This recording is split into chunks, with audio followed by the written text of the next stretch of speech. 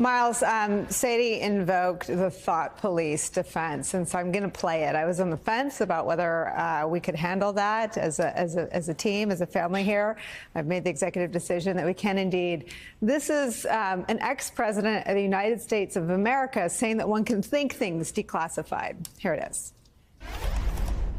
It doesn't have to be a process, as I understand it. You know, there's different people say different things, but as I understand, there doesn't have to be. If you're the president of the United States, you can declassify just by saying it's declassified, even by thinking about it, because you're sending it to Mar-a-Lago or to wherever you're sending it. And there doesn't have to be a process. There can be a process, but there doesn't have to be. You're the president. You make that decision. So when you send it, it's declassified. I declassified everything. So much to unpack there. I'll start with to wherever. So maybe they didn't all even go to Mar-a-Lago. Maybe some of them went to wherever. And this is the most intriguing part. It's declassified even by thinking about it. So there's a movie, I think it's Minority Report, The Thought Police. He declassified things in his imagination, Miles. Yeah, except Nicole in Minority Report, the cogs that were able to do that were hyper intelligent. What we're talking about is a very different subspecies here.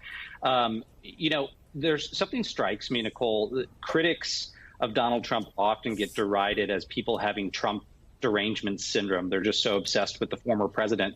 I think the label actually works a lot better for Trump himself. This is truly deranged behavior to think the way he's thinking and to talk the way the ex-president is talking. I mean, it's fitting to me that in Susan Glasser and Peter Baker's book that just came out, that they talk about how my former boss, John Kelly, went and picked up a psych book to try to understand Donald Trump, because even his own chief of staff genuinely thought he had mental health issues. And this is emblematic of what we saw during the Trump administration, his view that the presidency was all powerful. And now clearly his view that those powers continue in the post-presidency. And by the way, Donald Trump would use those words. You and I have talked about it before, Nicole, that he told us when I was in the Oval Office, he wanted to use his magical powers to solve any number of different issues. That's how he thought about it. And during the COVID response, Donald Trump said, when you're president of the United States, the authority is total.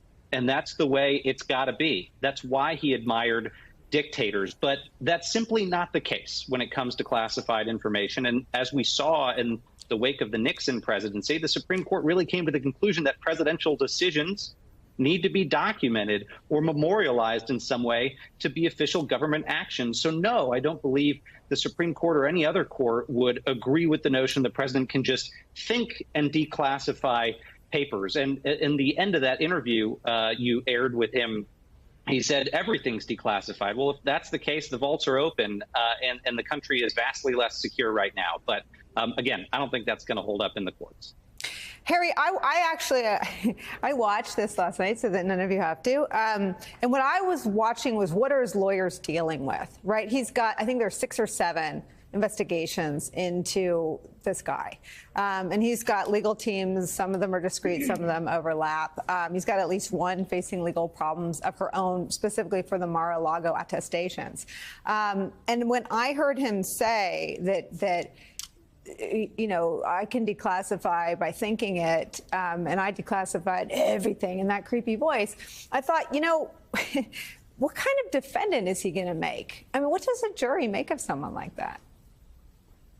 You know, you flash forward to the possibility of an indictment and think about his taking the stand and what the jury will make of him. And, you know, they will justifiably, I think, be enraged by his various claims. There's so much comic and otherwise one could make about this statement. I'll just cut to the legal chase from the opinion last night. This point that Sadie raised about red herring, it's really going to matter because what the 11th Circuit is saying, we don't care if you declassified it by, you know, scratching your ear or having a thought in the shower.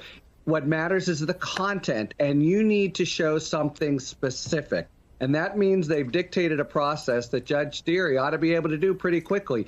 take these 11,000 pages and show us what's on them specifically that gives you some personal interest. Because, for example, for the classified, we cannot discern. That's very polite appellate court speak for, are you kidding me? We can't discern what you could be talking about. So the classification issue is now off the table after the 11th Circuit, and he'll need to have some kind of declaration that gives some personal interest. And I think we can all agree that saying that, you know, I dreamed about it between my second and third cheeseburger last night will not cut it with Judge Deary or any lawyer, even Judge Cannon.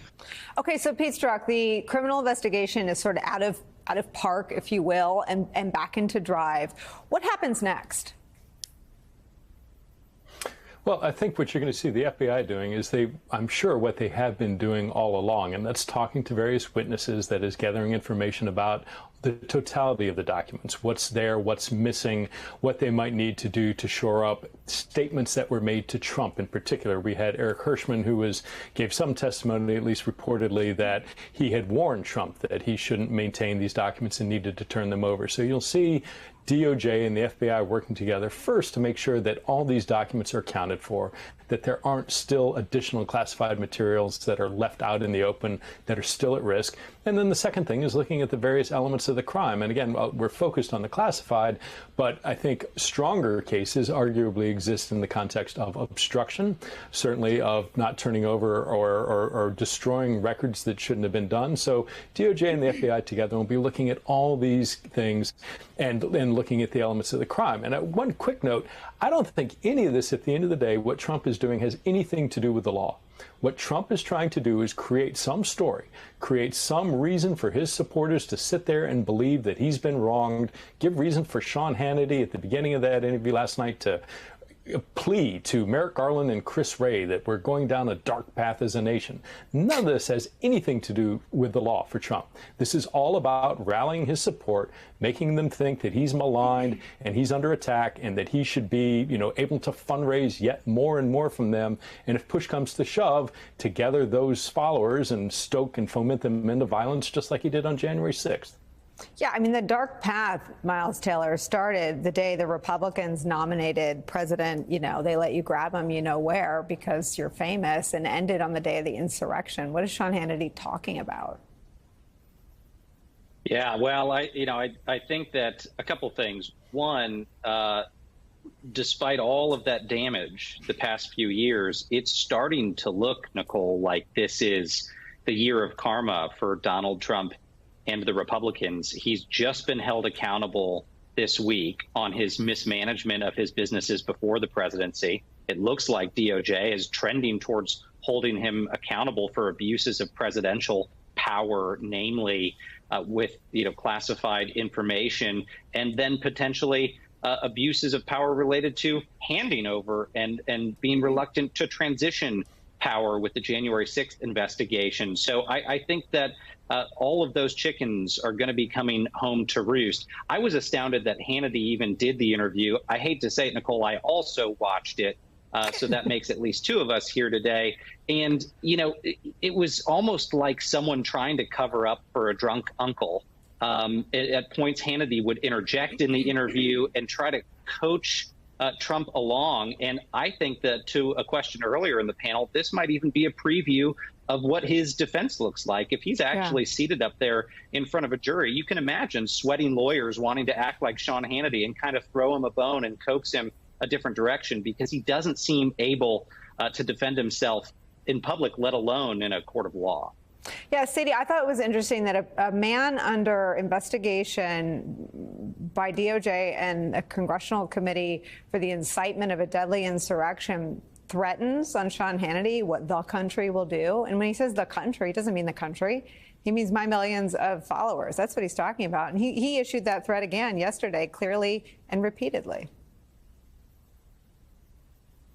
Well, it's certainly not something that I think any of his, any good defense lawyer at least would recommend saying on national television. And it's also, speaks to the kind of conduct that the January 6th committee and the Justice Department are looking at in terms of the events that led up to the attack on the Capitol. They are examining whether Mr. Trump or other people at the rally that preceded the Capitol attack, made statements that incited his followers to storm the Capitol. And we certainly know how persuasive the former president can be in rallying his base. So certainly that could be an example of that. But yes, it is more of the same behavior that we've seen, and sort of speaks to the tone and tenor of the investigation and how contentious it is.